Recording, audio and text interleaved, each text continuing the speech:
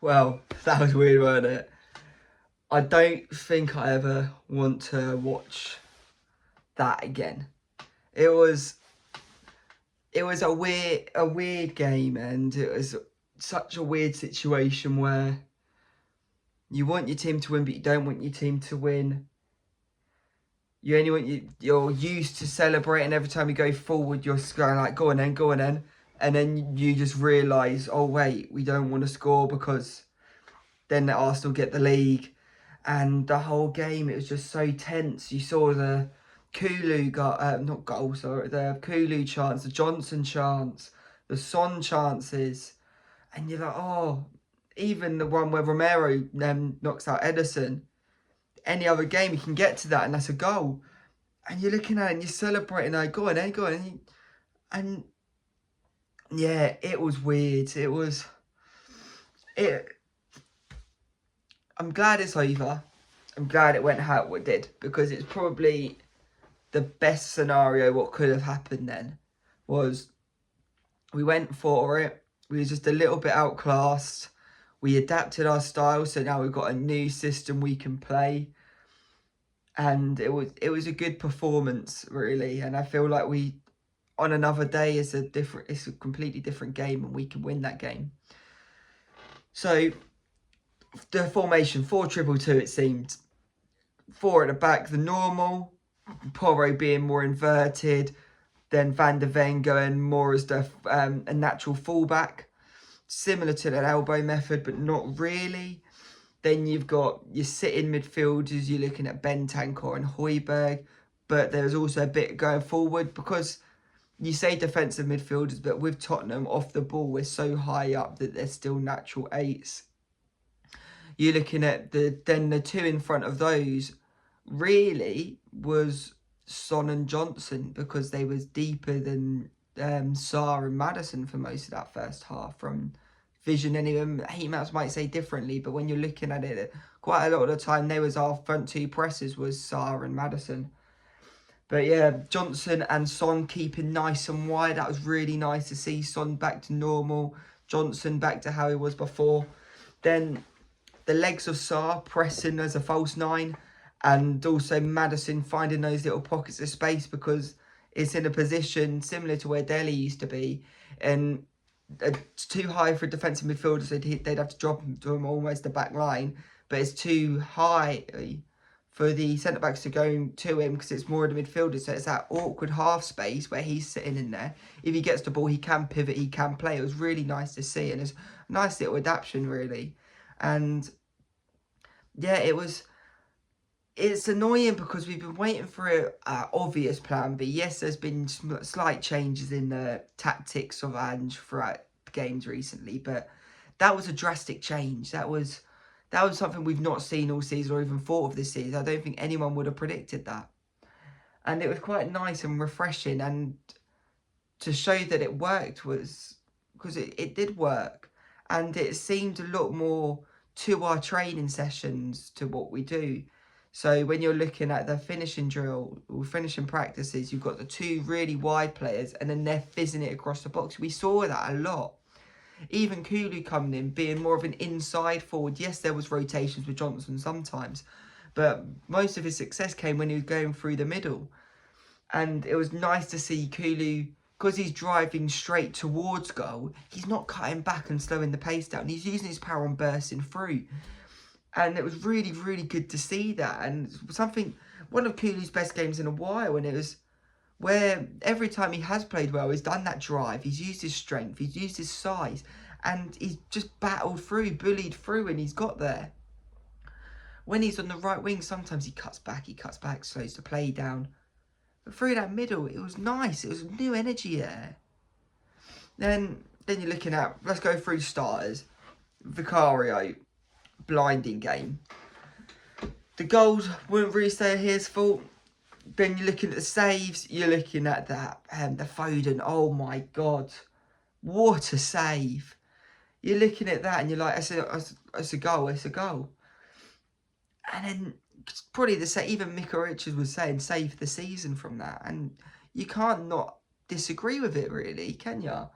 Like, quality. really good, calm from the back. Don't think he misplaced a pass if it was, or many passes even if it was any. And yeah, really, really good performance. A solid, mature performance from him, which yes, he's been good as of late, but that's the most mature he's looked in the goal. Then let's look at our defenders to start off with. Porro, decent game. I'd give him probably a 7 or 8 out of 10. Yes, there was the penalty incident, but other than that, filling in, staying wide at some times as well. Really, really solid performance. Romero, I think he acted as captain. And I think he has done for the last few games. And it wouldn't be... This wouldn't surprise me next season he does become the captain and Son is slowly, like, not pushed out, but a new winger's brought in and he's sharing the game time with Son. That would not surprise me. Because Son, you're looking at, what is he, 31, 32 now? And we need the energy. And if, yes, I want Son to stay at Tottenham, but if we can get someone to help him and give him some games off, especially in the Europa League, I think that would be really good for us. Then you're looking at Dragerson. Oh my God, what that goal line set. See, any other game and you're celebrating like mad, and I couldn't help but celebrate. Then realize, oh, what have you done? But the passion when he done that goal line, well, not goal line save, but the goal stopping save. And then he did the fist bump, and then he's done a chest pump with Romero and Van der Ven and Vic. And you're like, there's a player there. That was a mature performance again. And that's something we've not seen from him really yet. And yes, you could say he still needs time, but it was really, really nice to see. And yeah, I could probably see us sticking with that back four again against Sheffield. Van der Ven, solid. I wouldn't say it was a standout performance from him, but that recovery pace is just a cheat code. I thought he had nice little interplay with Dragerson as well. I think he wasn't helped a lot by Son. That was the only thing. I think going forward, he was struggled against City. But a lot of players would struggle. So you can't moan too much about it, really. Højbjerg, I think he struggled. I think the game was too quick for him in that defensive role. I think he's better as an 8. Because when he is being pressed like he is in our box, there is the opportunities he creates for the other team, like the Foden chance. But then you're looking at when we are on the attack and the through balls he's given in the play. Yeah, there is a player there. But yeah, it was one of those. Bentancur I thought was really good. I thought his feet, brilliant feet. I thought his attitude was good.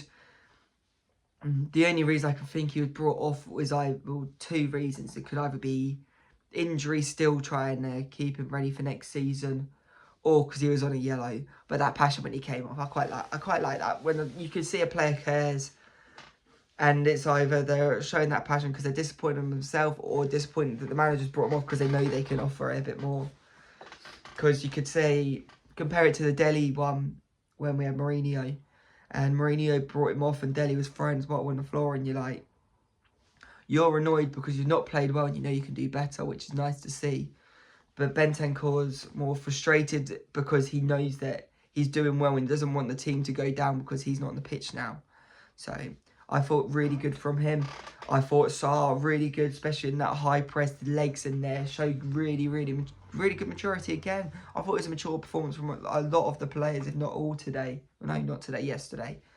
But Sarr really, really good. He does need to work on his shooting, but he's not really that sort of player. But seeing him adapt into each role in midfield this season has been really, really good. And there was, I think it was Alistair Gold who was comparing Sarr's attributes to like a Yaya Toure with a powerful engine in midfield. The good feet, can get forward, can get back, good on the attack. The only thing he is lacking compared to Yaya Toure is that finishing. And Yaya could just smash one and it go in, and it was a threat towards goal. When we're seeing Sarr going forward, we're like, can we pass, can we pass? But I think if he gets that knuckled and it just clicks with him, that's a scary midfielder in the making there. Maddison, I thought that was his best performance since his injury, I'd say. Really good, finding that in pockets again, looking sharp. I thought it was really, really good.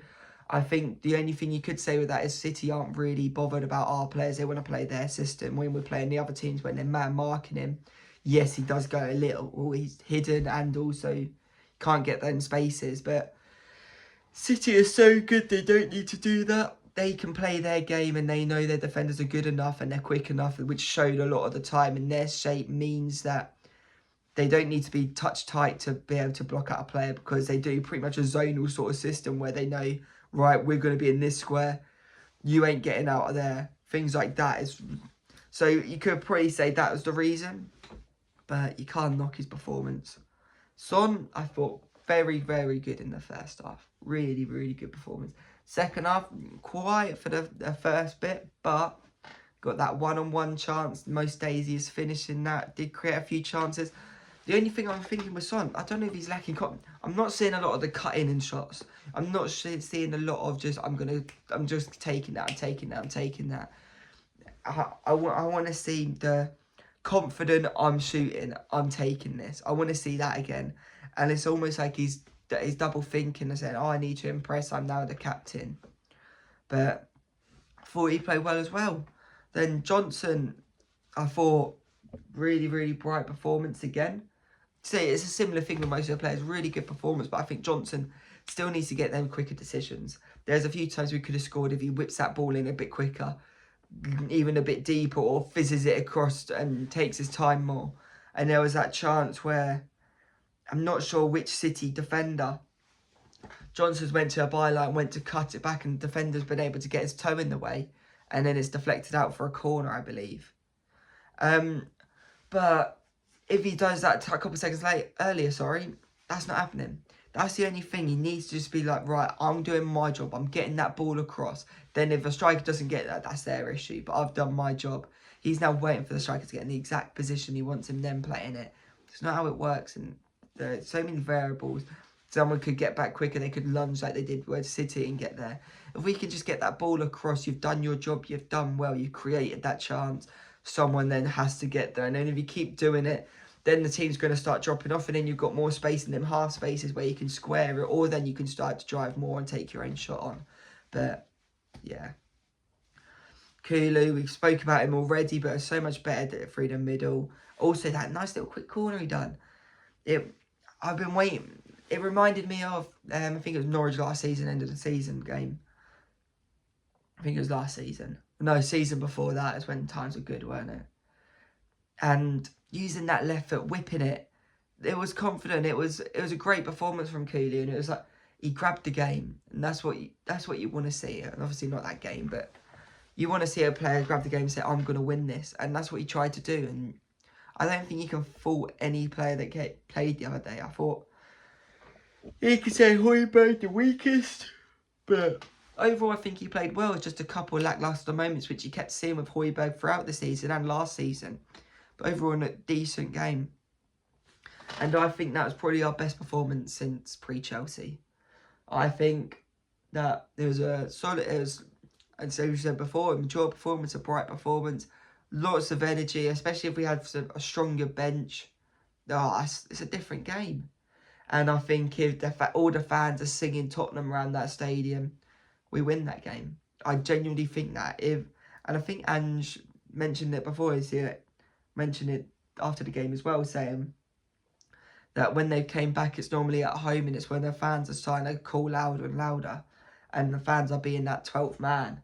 And even when we did that 10-game streak, he called us a disco, and I think that's the only reason we didn't come back against City, and I think the fans had a big part of that. But you can't complain. It's now in City's hands, the title. All they need to do is win against West Ham or Arsenal drop points. The only thing which you're looking at it and you're like, why couldn't City have scored 2 more? Beat us 4-0. Because then City could get a draw, and then I believe if Arsenal win 1-0, then they still win the league. But if they're drawing on goal difference, then if they draw on goal difference, it goes to goals scored and then head-to-head, I believe. And if it's head-to-head, Arsenal win it. But it looks like it's going to be City's. I can't see West Ham stopping them. But the only thing is, will City think that's their cup final against Tottenham? There was a lot of celebrations at the end. We don't want them to slack against that. So, yeah, let me know what you thought of the game.